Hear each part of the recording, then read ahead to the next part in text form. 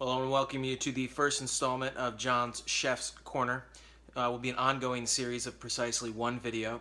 Today we're going to be making the world's best bologna sandwich, so buckle in and hold on tight because it's about to get real. Okay, we're going to start with our mise en place. As you can see, we've got a pan heating up over here. These are the ingredients you're going to need. You're going to start with a cutting board and a very sharp knife, a serrated knife. And these are the essential ingredients. First we have butter. Now you're not going to need a full stick, but I won't tell you how to live your life. Here we have jelly. I actually prefer strawberry jelly, the natural fruit spread, but this is what I have. I looked in the fridge and it claims to be a great value, and so I feel good about that. We have bologna. Now this is just your regular bologna. I prefer the Oscar Mayer brand, but you can use any bologna that you would like. This is bread, and we prefer the white wheat delicious. We have these are chips of the ruffled variety. I've got it here for easy access to the pan, which is currently heating up at a 5.5, which is precisely some degree. All right, so this is not going to be in real time, but let me just give you the steps for making what is the best fried bologna sandwich in the world. So the first thing we're going to do is get some bread out here. I am going to do this all one-handed too. Watch this. That's impressive. Bread. So you can see that's a patented reach inside of the bread bag. One piece, two pieces.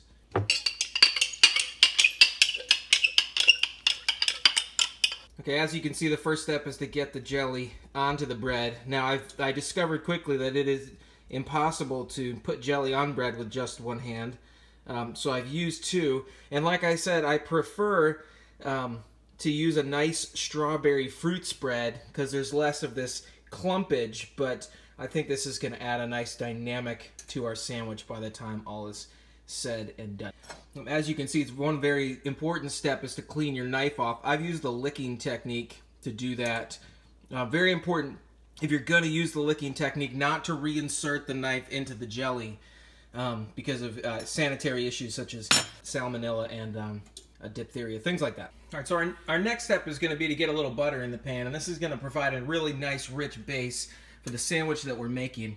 And so what you're going to do is take the butter, and you're just going to cut a piece off. Now, I prefer a salted butter. I feel like that provides a nice, well, salt. But, you know, it's your world. I'm just living in it, so use whatever kind of butter you want. So that's going to go into the pan.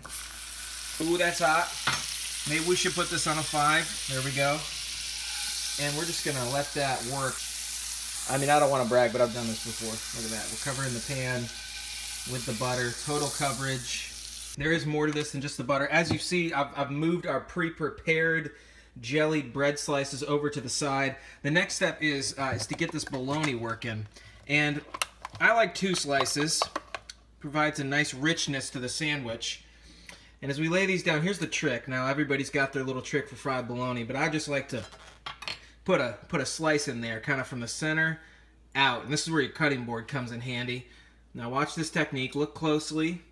I'm just going right about to the center and then cutting the bologna.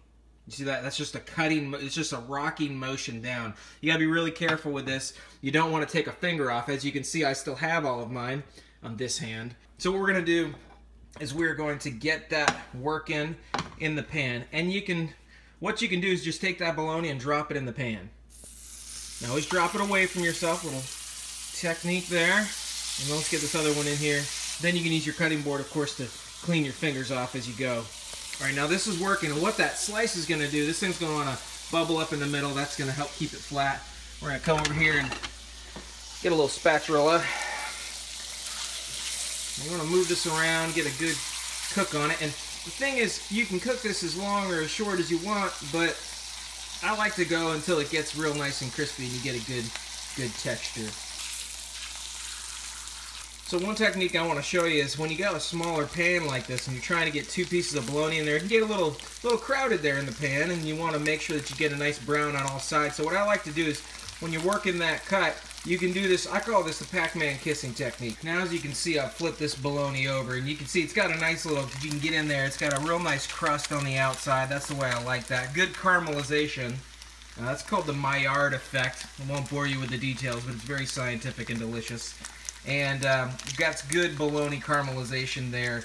So once the second side's going to cook a lot faster than the first side, because it's already hot, again, quite scientific.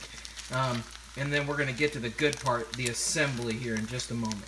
Well, okay, these are right about where I like them. Got a little crisp on the underside there. So what we're going to do is we're going to transfer these back over to our cutting board. And I know some of you are looking at this cutting board and going, where did you get that gadget? Well, that's a brawny cutting board. And it doubles not only as a cutting board, but as a fantastic soaker upper of the butter. Again, that's a technical term. Let's move this other one over. We're just going to let these hang out while we assemble. This is the good stuff. While we assemble this sandwich. And this is where the real magic is going to happen. So buckle up your seatbelts. One piece of bread right down in the butter. That's going to start to toast, and we got to move fast. Chips. You getting this? Now, some people call this the Grandma's Pittsburgh bologna, fried bologna sandwich, which makes sense because folks from Pittsburgh like to put fries and pretty much any potato on anything. They'll put it inside a ravioli and call it a pierogi. It doesn't matter. We're going bread, chips, then we're going bologna. And I want you to watch this technique. You see how you lay that nice, but you got that gap. So what you need to do is take this second piece, and you're going to, look at that. You're going to cover that up just like that. Bingo. More chips. What you're getting is you're getting the salty, you're getting the sweet, you're getting a little bit of the sour from the grape, you're getting the crunch of the chip. I'm telling you, look out, Food Network. One for me. Now here's the tricky part. You ready? We're going to come over with the other piece of bread. You remember that one? Here we go. Give that a little crunch down. A little crunch. A little jelly on your fingers, that's okay. You got to watch this. You got to watch this bread on the bottom because it's going to toast up fast. Oh, we're already there. So now here comes the magic. The flip. Are we ready for the flip? Ready, and boom. Keys to get just a little bit of vertical, smack it down. Just think WWE. Get it loosened up there just a little bit. That's the sound of flavor. Cleanup is a snap. You just leave this pan and it cleans itself. Somebody will come along at some point and clean that pan. You don't even need to touch it. This is the Rachel Ray cookware, which we also swear by. Getting close. Oh, we are there. All right, so we're going to move this. Ready? Sandwich is coming back over to the cutting board. All right, that's no good anymore as a napkin. But anyway, there we go. And there it is. Look at that sandwich. I find that it presents best when on an Olaf plate. I find it adds a nice heat and cold contrast. But there it is. As you can see, you got the layers, sweet, salty, wonderfulness. Now I'm going to dig into this, and I promise you it's going to be good. If you're looking for a recipe, if you're looking for some advice, just come once again to Chef John's Corner.